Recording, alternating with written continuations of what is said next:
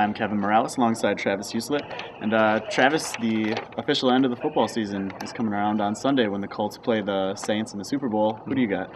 I tell you what, I know a lot of people are going with the Colts, but something tells me that the Saints are going to be able to pull this one out. There are a couple of reasons. One, it doesn't look like Dwight Freeney is going to play for the Colts, and I think that's a pretty huge loss. Yeah, that is definitely.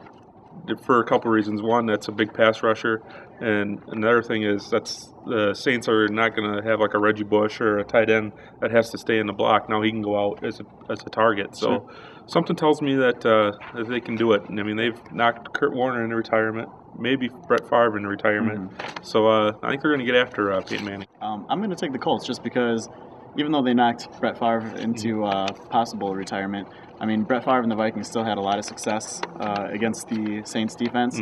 And with Peyton Manning and just that offense that's so experienced, and they're so fluid, and everybody's on the same page, I don't see the Saints being able to slow them down.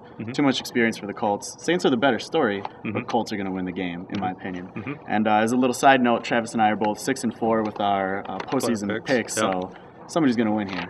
We'll see. Moving on, Portage girls basketball has won 2 in a row. Travis, talk a little bit about that team. Yeah, it was kind of an interesting story for the girls. I mean, they before going into last week, they had lost 27 straight conference games in the Badger North, dating back to I think it was 2007. So I mean, obviously they've been struggling, but they came through last week with a big win over Reedsburg, which was really surprising because Reedsburg's a pretty good team. They beat them pretty good the first time around, and it was a big win. Morgan Dahlke had 19 points to lead the way, including the winning bucket in the final seconds. And then to follow that up, they beat Mount Horeb the next time out in a game that Morgan Dahlke again had 19 points to lead the way. She hit 6 straight free throws in the closing minutes to kind of give them the lead and then hold on to that lead at the end. So just kind of a neat story for the girls. You can see that they're coming around, playing pretty good basketball, and congratulations to them. Yeah, definitely. Another kind of nice story for the Portage boys curling team. I was at their game yesterday at the Poinette Curling Club, and basically the conference championship was pretty much on the line. If Poinette won, I think that would have been a game and a half in front. But Portage ended up winning on the final stone, final throw from John Yerke, their skip. It was kind of, I don't want to get too much into detail, but it was an improbable shot. I don't think a lot of people thought he was going to make it, but he ended up coming through for them. And everybody, in the stands kind of behind the glass was up cheering, or if they were a Poinette fan, they just couldn't believe it. And it was just a very emotional game, which was kind of cool to see in curling. Yeah, them curling fans are pretty rowdy, I hear. Yeah, absolutely. So Portage, with that win, clinched at least a share of the Southern Conference title. So congratulations to them. Yeah, and Poinette could still earn a share if they can beat Partyville on Thursday, tomorrow or today, depending when you're seeing this. So they're looking to get a share of that title too. Yeah, sounds good. Let's see. This weekend, the postseason for wrestling starts with all the local teams at their conference meets. Just running down the list, Portage will be at the Badger Conference meet, which is at Reedsburg. Lodi and Poinette will be at the Capital Conference meet, which Poinette is hosting.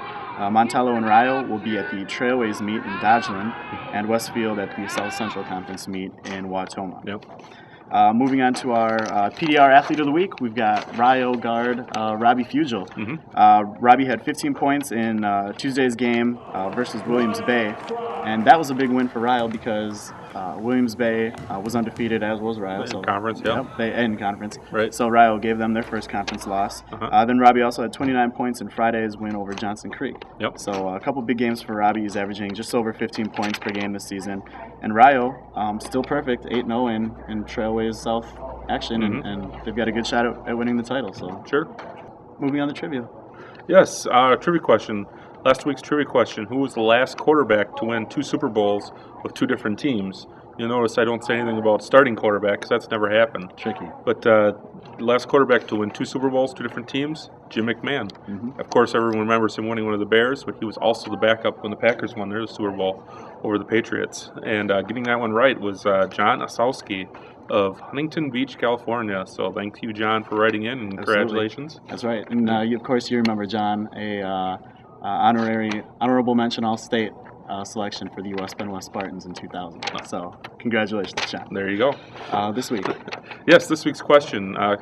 In Super Bowl 31, the Packers intercepted New England quarterback Drew Bledsoe 4 times. Give me the 4 Packers that had picks in that game. right in and with the right answer, and we'll mention you next week. That sounds good. All right, that's all we've got for you this week. For Travis, I'm Kevin. Thanks a lot for watching.